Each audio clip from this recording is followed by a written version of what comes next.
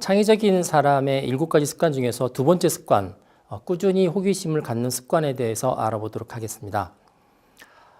트리즈는 이제 앞으로 제가 종종 이야기를 할 건데, 이 트리즈는 옛날 러시아죠. 소련이라고 불렀는데 소비에트 연방의 겐리 알츠슐러라는 사람이 만든 창의적인 문제 해결 방법입니다. 이 알츠슐러가 트리즈를 이론을 발표할 때 독특한 통계 데이터를 하나 발표했는데, 그게 어떤 부분이냐면 이 사람이 분석했던 특허가 있었습니다. 그 특허를 이렇게 난이도에 의해서 내지는 그 특허가 주는 영향력을 기준으로 해서 이렇게 나눠보니까 주로 5개의 레벨, 5개의 수준으로 구분이 된다고 이야기를 하면서 그 수준을 이제 이야기를 했는데, 이제 수준 1부터 수준 5까지 이야기를 했죠. 그래서 수준 1에 있는 수준 1에 있는 특허는 아주 간단하게 해결되는 특허고요. 대개 또 특허의 한 30% 정도가 여기에 해당이 됩니다. 그리고 수준 2의 특허는 이전보다 작은 개선을 일으킨 건데, 얘는 거의 한 반 정도를 차지합니다. 네, 수준 3 같은 경우는 어느 특정한 산업계 내에서 큰 혁신을 일으키는 특허가 수준 3이고요. 이게 한 20% 정도 차지하고, 네, 수준 4는 그 산업계를 없애고 새로운 산업계를 만들 만큼 아주 혁신적인 그런 특허가 수준 4입니다. 얘는 이제 한 4% 정도 차지합니다. 근데 특이한 게 있습니다. 수준 5가 있는데, 이 수준 5는 수준 1, 2, 3, 4하고 다른 점이, 수준 1, 2, 3, 4는 특허를 만든 사람이 본인이 그 특허를 내려고 노력을 해서 얻었던 결과고요. 수준 5 같은 경우는 특허를 내려고 처음부터 생각한 게 아닙니다. 이거는 그냥 우연히 어떤 현상을 발견해서, 새로운 현상을 우연히 발견해서 그 새로운 현상을 이제 발명으로 이어가는 바람에 기존의 과학기술의 한계를 뛰어넘는 새로운 발견이 생기고, 그것 때문에 새로운 산업이 태동하는 게 이제 수준 5죠. 퍼센트로 따지면 불과 한 1% 정도밖에 되지 않습니다. 이 알츠슐러 같은 경우는 수준 3하고 수준 4를 주로 다루는 게 트리즈로 했고요. 수준 1하고 2는 이제 말 그대로 수준이 낮아서 학문적으로 다루지 않았고, 수준 3과 4를 다뤘고, 수준 5는 우연히 발견한 거기 때문에 이거는 인위적으로 다룰 수 있는 성격이 전혀 아니었습니다. 하지만 이제 가만히 보면 이 수준 5는 1%도 채 안 되는 거지만 가장 창의적인 산물이고요. 그거는 전체 산업이나 어떤 사람들의 살아가는 양식 자체를 바꾸어 버렸던 아주 큰 그 창의적 산물이라고 볼 수가 있습니다. 그래서 이 수준 5에 있어서 키가 되는 시작점은 어디 있냐면 우연한 발견입니다. 우연히 발견하는 거고, 그 우연한 발견은 주로 누구한테 일어나냐면 호기심을 가지고 관찰하는 사람한테 주로 일어납니다. 그렇기 때문에 호기심을 가지고 주의 깊게 관찰하면 이제 유대한 발견, 우연한 발견이 이루어지고, 그 발견이 발명으로 이어지고, 그 발명이 가장 혁신적인 창의적 산물을 만들어서 산업을 바꾸는 그런 상황이 되게 됩니다. 이런 수준 5에 해당되는 사례들을 몇 개 보면서 이게 과연 어떻게 이루어지는지, 얼마나 중요한지를 좀 살펴보도록 하겠습니다. 46년 좀 되는데, 46년 봄에 그 미국 보스턴에 있는 한 레스토랑 입구에 사람들을 보라고 안내문이 이렇게 하나 붙여졌습니다. 그 안내문에 있는 내용은 이런 거 있습니다. 우리 레스토랑에서는 불을 사용하지 않고 요리합니다. 그럼 뭐를 사용할까요? 거기서는 이제 마이크로파를 이용해서 음식을 조리합니다. 라고 이렇게 써붙였습니다. 세계 최초로 마이크로파를 이용한 음식 조리 레스토랑이라는 뜻이 되는데, 마이크로파가 뭐냐면 우리가 요즘 많이 쓰는 전자레인지입니다. 전자레인지. 1946년도고 그림이 하나 나오는데요. 이게 1946년에 세계 최초의 전자레인지이고요. 이걸 만들었던 회사가 레이시온이라는 회사입니다. 그래서 레이시온사의 이 전자레인지의 이름이 레이다레인지로 되어 있는데, 레이다레인지를 이용해서 음식을 만들었던 그런 케이스죠. 이 전자레인지는 누가 만들었을까? 전자레인지의 원리는 아주 간단합니다. 그 전자레인지에서 사용하는 이 마이크로파가 주로 극초고주파라고 되어 있는데, 주파수는 아주 높은 대신에 파장은 아주 짧은 그런 이제 주파수죠. 그런 고주파, 극초고주파를 이용해서 이 전자레인지가 작동을 하는데요.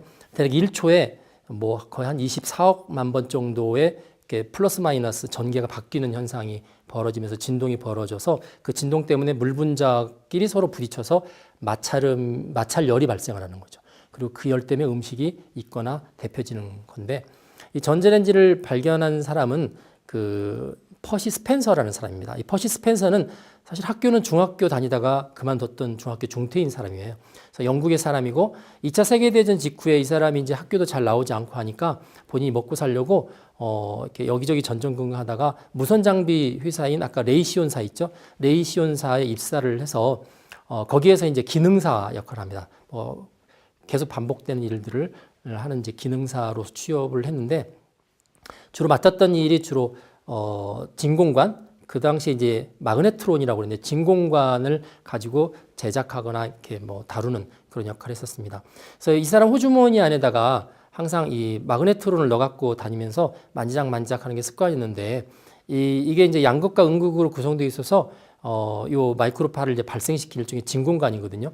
근데 어느 날 보니까 그 진공관을 넣었던 마그네트론을 넣었던 주머니에 사탕이 같이 있었는데 사탕이 녹은 거예요. 그래서 이게 따뜻하게 녹을 수 있는 환경도 아닌데 어떻게 녹았을까? 가만히 보니까 이 진공관 전자관에서 나오는 어떤 파장 때문에 얘가 녹았다는 사실을 이제 발견하게 됩니다. 그래서 실험을 합니다. 이번에는 옥수수를 옆에 놓고 이 마그네트론을 동작을 시키니까 옥수수가 팝콘처럼 퍽 하고 튀기는 거를 발견했고 또 계란, 날계란이죠. 생계란을 옆에 놓고 전자레인지에 해당되는 이 마그네트론을 가동을 시키니까 계란이 익었다.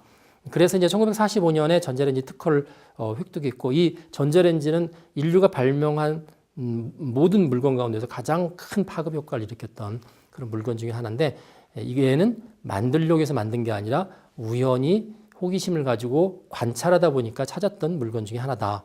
그렇게 보실 수가 있습니다. 이게 이제 수준 5의 사례 중에 하나죠. 수준 5의 사례의 두 번째를 보면 우리가 뭐 많이 알고 있을 겁니다. 페니실린입니다. 페니실린.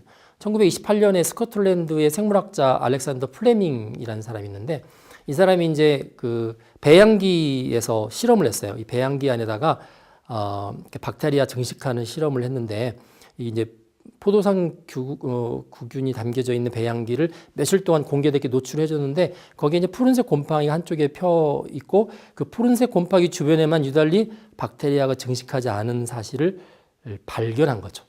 그걸 이제 관측하고 발견한 겁니다. 그래서 유해한 박테리아의 증식을 억제하는 성분이 이 푸른 곰팡이한테 있다는 사실을 알아서 그걸 이제 추가적으로 계속 연구하면서 결국 페니실린이라고 명명을 하고 이게 이제 세균과의 전쟁에서 인간이 좀 이렇게 우위를 점하게 되는 이제 소위해서 항생제를 만드는 그런 계기가 되었던 발명이었습니다.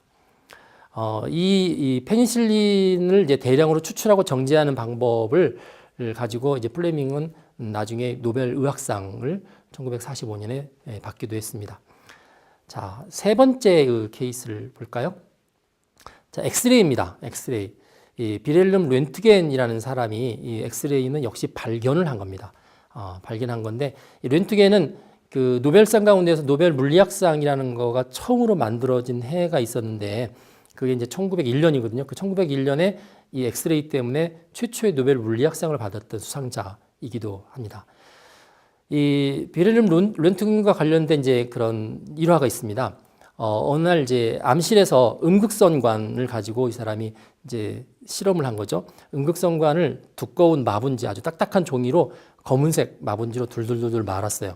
그래서 어느 빛도 음극선관에서 새나올 수 없도록 했죠.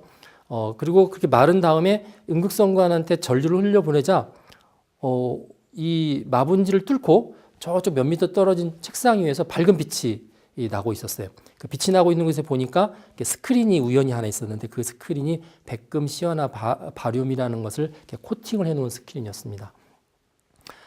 그래서 이 렌트겐은 음극선관에서 형광을 띠는 일종의 선이 나왔다. 어떤 게 레이죠. 근데 그 선이 뭔지는 잘 모르겠다. 그래서 모른다고 그래서 X입니다. 그래서 엑스레이라는 걸 그때 처음으로 명명을 했죠. 그래서 그 엑스레이를 가지고 이 사람이 실험을 할 때 첫 번째 실험했던 대상자가 자기 아내입니다.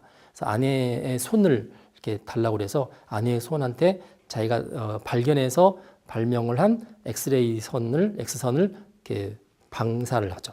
방사하니까 반대쪽에 필름에 해당되는 스크린에서 이게 뼈가 드러나고 그 새끼 손가락, 약지 손가락에 반지도 이렇게 선명하게 찍혀져 있었던 사건이 있었습니다. 아주 특이한 사건이었고, 그래서 이제 그해 렌트겐이 논문을 제출했고 그 논문 때문에 그 다음에 노벨 물리학상을 수상을 했습니다. 사람들이 볼 때는 이 X선이라는 거는 대단한 발견이었습니다. 사람의 뼈를 보는데 그 사람을 해부하지도 않고 수술하지도 않고 볼 수 있다는 것에 대해서 아주 경악했던 그런 사건 중에 하나죠. 이 수준 5의 또 네 번째 케이스를 한번 보도록 하겠습니다. 사카린입니다. 사카린. 보통 그 사람들이 이제 단 거를 많이 좋아하죠. 단맛이 나는 물질을 많이 좋아하는데 이 단 물질이 나는 것들은 되게 칼로리가 높습니다. 되게 설탕 뭐 이런 것들은 칼로리가 대단히 높아서 비만을 일으키죠. 그런데 이 사카린은 이 설탕보다 당도가 수십 배, 수백 배가 더 당도가 높은데도 칼로리는 거의 없습니다. 그렇기 때문에 최고의 발명 중에 하나인데 문제는 이 사카린을 만들어야겠다 해서 만든 게 아니라 얘도 마찬가지로 우연히 발견된 겁니다. 1879년에 미국의 존스 호킨스 대학의 화학과 교수인데 이 아이라 램슨이라는 교수하고 그것도 대학원생이 있었습니다. 콘스턴스 팔베르크라는 대학원생이 있었는데 이 대학원생이 이제 실험을 하다가 원래 이 화학과에서 실험하는 친구들은 실험한 다음에 손을 깨끗이 씻어야 되죠. 근데 이 친구가 무슨 실험을 했는데 주로 뭐 타르에 포함된 뭐 화학물질의 산화 반응 뭐 그런 실험을 했다고 그래요. 근데 실험을 하고 나서 손을 씻지 않고 빵을 먹었답니다. 빵을 먹었는데 갑자기 빵에서 엄청나게 단 맛이 느껴져서 이 단맛이 어디서 나왔을까? 그래서 그날 실험했던 모든 실험 기구를 하나씩 조사를 하다 보니까 우연히 단맛을 내는 물질인 사카린이라는 것이 생겼다는 것을 알고 이제 그거를 만드는 작업을 논문으로 써서 발표를 했죠. 그래서 이게 이제 사카린이 굉장히 좋은 단맛을 내는 물질로서 발견이 돼서 이제 발명품으로 나오게 됐습니다. 그래서 사카린이 굉장히 많이 쓰였는데 1977년도에 카나다에서 한 논문이 나왔는데 그 논문에서 쥐를 대상으로 사카린 실험을 해보니까 쥐한테 방광암이 생겼더라라는 이제 논문이 발표가 됐고 그러고 나서 사카린이 사람들 몸에 암을 일으키고 질병을 일으킨다는 이제 논란에 빠지게 됐습니다. 그래서 많은 논란에 빠졌는데 결국은 1977년부터 한참 한 20년 넘게 지나서 2000년대 초에 미국 식품의약청에서 사카린을 여러 방면으로 조사를 해봤지만 얘는 안전한 물질이다. 마음대로 먹어도 된다. 그래서 지금은 미국이나 일본이나 유럽연합 등에서 전 세계적으로 사용하고 있고 가장 사카린을 불안해하는 나라는 한국으로 알려져 있습니다. 뭐 굉장히 유명한 아주 굉장히 큰 영향을 주었던 그런 발명품 중에 하나입니다. 창의적인 발상 기법 중에 스캠퍼라는 게 있습니다. 뒤에서 이제 다루게 되는데 스캠퍼가 알파벳이 전부 7개죠. SCAMPER. 그 중에서 이제 A에 해당되는 거가 어댑트, 영어로 적용하다, 내지는 뭐 적응하다, 뭐 이런 뜻을 가지고 있는데 이 어댑트라는 거가 바로 지금 저희가 다루고 있는 호기심과 관찰을 전제로 하는 창의적 발상 기법입니다. 그래서 자연 만물이나 자연 현상 중에서 어떤 것을 본 다음에 그거를 물건에다가 적용시키는 거죠. 그래서 앞에는 그걸 발견한 다음에 그 자체를 물건으로 만들었다고 하면은 얘는 이제 어떤 원리를 발견한 다음에 그걸 적용을 시키는 거라고 볼 수가 있습니다. 우리가 흔히 찍찍이라고 하는데 신발끈, 뭐 가방끈, 뭐 장갑 이렇게 조이는 거에 주로 쓰고 있는 그 찍찍이가 정식 명칭이 벨크로 테이프입니다. 이 벨크로 테이프는 실제 이제 스위스의 드 메스트랄이라는 사람이 산토끼를 쫓다가 산에 갔는데 산호원갓이라고 그러죠. 이게 뭐 도깨비 풀이라고 흔히 부르는데 바지 같은데 많은 것들이 붙어 있어서 걔를 가만히 보니까 한쪽 끝이 이렇게 이제 갈고리처럼 되어 있고 그게 이제 옷 같은데 탁 걸리면서 그런 이제 열매가 묻어가는 것을 발견했습니다. 그래서 그거를 관측하고 발견하고 관측해서 확대경으로 본 다음에 그 모양을 그대로 만든 게 바로 벨크로 테이프입니다. 이제 탁상용 조명으로서 가장 많이 알려져 있는 게 그 앵글 포이즈 조명이라는 건데 로버트 팔처럼 이렇게 되어 있죠. 이건 1930년대 그 영국의 젊은 디자이너였던 조디 카워딘이라는 사람이 사람의 팔을 관찰했습니다. 사람의 팔이 어떻게 펴졌다 오므렸다 펴졌다 오므렸다 이렇게 관찰하면서 이 사람이 이제 고정장력 결합 원리라는 것을 이제 발견해서 그거를 적용해서 만든 게 바로 앵글 포이즈 조명이고요. 그 당시에 허버트 테리라는 회사를 통해서 최초로 사람 팔 모양의 탁상용 조명기를 만들었습니다. 그림에 보는 것처럼 사람의 팔과 비슷한 모양을 가지고 있죠. 2차 세계대전에 사용됐던 전투기 가운데서 가장 아름다운 전투기라고 불리는 거는 이제 영국의 스핏파이어라는 겁니다. 이제 그림에 나와 있는데, 이 스핏파이어는 바다 갈매기의 모양을 보고 그대로 보고 만들었습니다. 그래서 바다 갈매기의 모양을 관찰하면서 그걸 그대로 비행기 옮기는 게 바로 스핏파이어라는 전투기라는 거죠. 그 터널을 뚫을 때 사람들이 이렇게 폭발시켜서 조각을 긁어내고 그렇게 하지 않고, 요즘은 그 TBM이라는 게 있습니다. 터널 보링 머신이라서 터널을 이렇게 구멍을 뚫는 기계라는 건데, 보통 한 대당 5, 60억 원 정도를 호가하는 비싼 기계인데요. 이 TBM은 앞에서 이제 이게 돌면서 터널 이제 그 돌을 깎는 거죠. 돌을 깎으면 걔가 그 안쪽에 돌의 잔해가 몸 안쪽으로 해서 바깥쪽으로 빠져나가는 건데, 그 원리는 지렁이가 땅을 파고 앞으로 이렇게 진행하는 원리를 관찰한 끝에 만든 게 바로 TBM이라는 이제 터널 파는 기계가 되겠습니다. 그 사람들이 좋아하는 이제 그 소설, 요즘 이제 영화나 드라마로도 많이 되어 있는 게 그 중에 하나가 이제 셜록 홈즈죠. 이 셜록 홈즈는 코난 도일의 작품으로 알려져 있고요. 그래서 셜록 홈즈를 좋아하는 사람들의 팬클럽을 이제 셜록을 따서 이제 셜록키언, 미국에서는 그렇게 부르고요. 홈즈라는 말 따서 영국에서 홈지언 뭐 이렇게 부르긴 합니다. 이 셜록 홈즈를 좋아하는 사람이 셜록 홈즈라는 캐릭터에 대해서 가장 매력을 느끼는 게 뭐냐면 그의 뛰어난 관찰력이에요. 이렇게 드라마 같은 데 보시면 그 셜록 홈즈가 어느 방에 딱 들어가면 그 방에 들어간 순간부터 그 방의 히스토리, 그 안에 있던 사람의 역사 이런 것들을 막 유추해내는 장면들을 많이 보셨을 텐데, 굉장히 관찰을 잘 하는 사람이죠.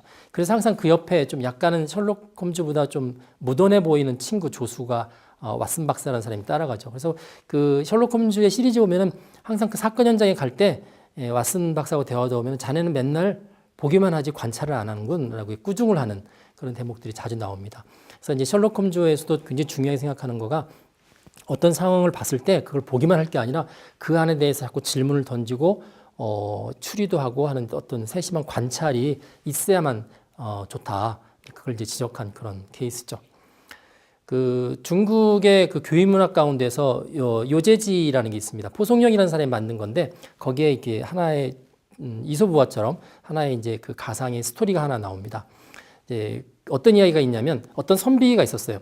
그 선비는 정말 열심히 노력해서 과거에 급제하려고 그랬는데 나이가 이제 늙도록 급제하지 못하고 결국 폐가망신해서 나중에 이제 옥황상제 앞에 갔습니다. 그래서 옥황상제 앞에 가서 이유를 따져 물었죠.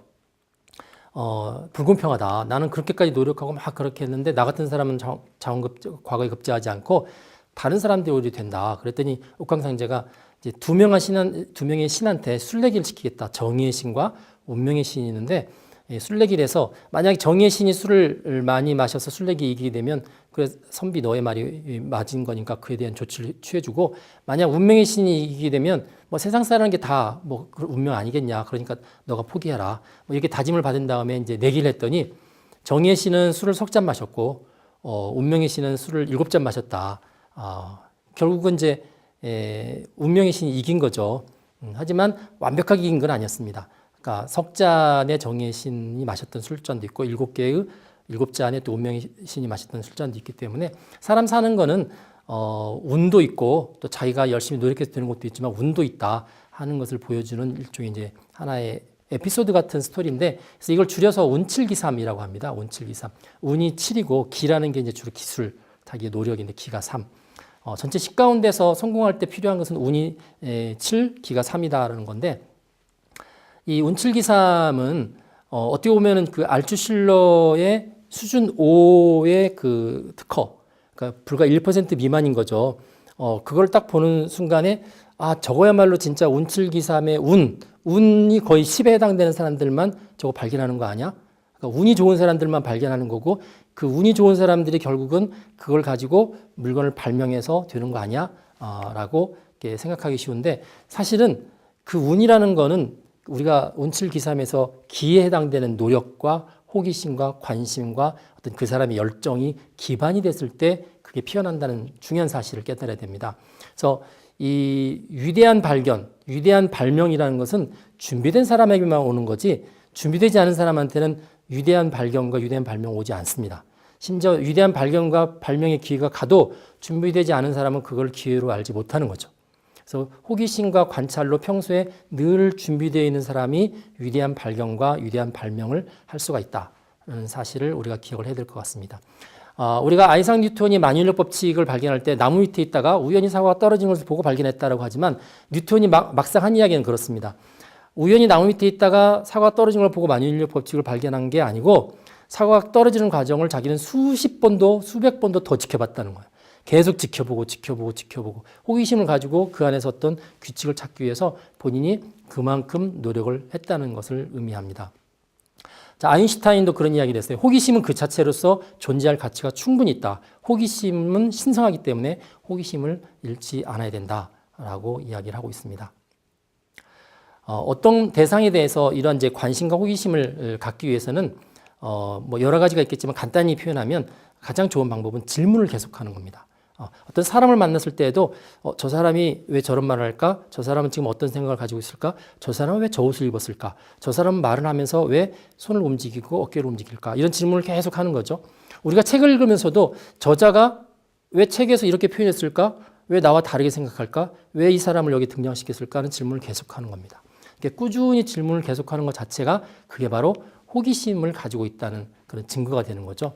그래서 뭐 이전에도 그림 이제 이야기를 잠깐 했었습니다만 정밀한 사실화를 그리는 것도 우리가 호기심을 계속 가지고 유지하는 데서 이제 중요한 그런 실행할 수 있는 방법 중에 하나다라고 생각이 됩니다.